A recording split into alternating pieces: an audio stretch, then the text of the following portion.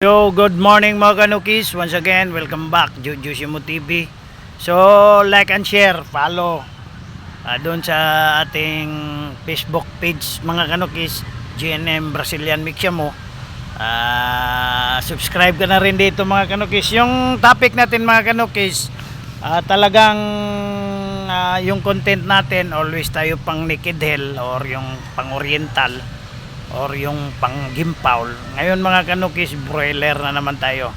So this is my second batch na nag-alaga tayo ng broiler.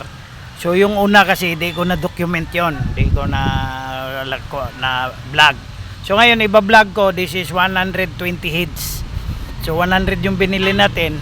May pinadala siyang dagdag libre, 20 heads.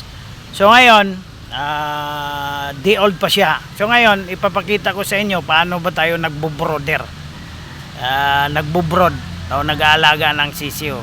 So step by step, gaano natin alagaan talaga.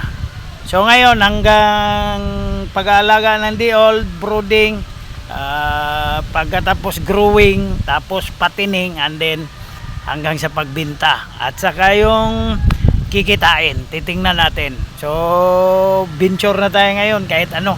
So wow, tapusin nyo yung video to mga kanukis. Ipapakita ko sa inyo at the count of 3. Nandyan na 1, 2, 3. So yan mga kanukis, yan yung brooder natin. DIY lang yan mga kanukis. Importante dyan, airtight, walang makakapasok na hangin.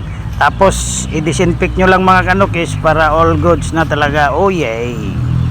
Huwag kayong mag-alala mga kanukis, di naman pagandaan ng brooder yan. Gayahin nyo lang yung akin, basta importante dyan, airtight lang talaga mga kanukis, yung walang makakapasok ng hangin para maiwasan natin yung cold syndrome sa mga sisiyo, yung di na kumakain, unti-unting pumapayat at maraming mortality.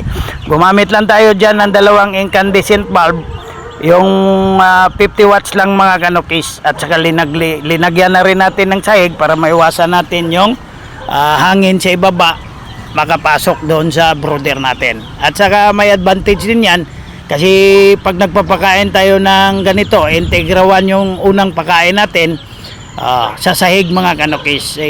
Importante yung sa sahig mga kanukis, di tayo talaga gumagamit ng mga aftermarket na pakainan kasi 2 inches din yung height nun.